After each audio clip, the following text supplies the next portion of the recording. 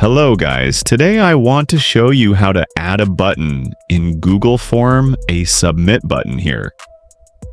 So first, go to Google Form and create a contact information. You find this template already in Google Form welcome page. Now, if you click on preview here, you will see that there is a submit button, but it's not clickable. But if you go back and edit and just publish the form, just anyone with a link, click on publish. Let's copy this link and open it in your new tab. And here we just see the submit button already have been shown as available to click on it. So the submit button will be only available after you publish your contact form here. So that's it, guys.